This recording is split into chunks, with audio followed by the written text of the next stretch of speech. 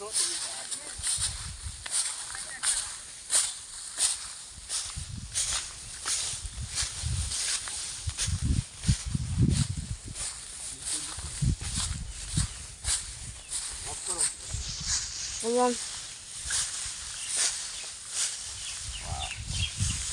আলাইকুম প্রিয় দর্শক।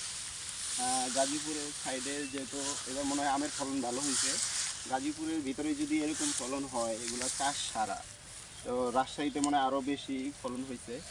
আমার যতটুকু আইডিয়া, দেখেন খুব সুন্দর আম, একদম না হয়,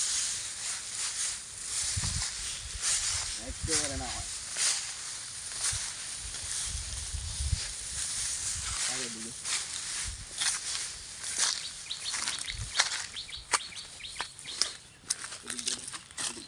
এদিকে আরও অনেক।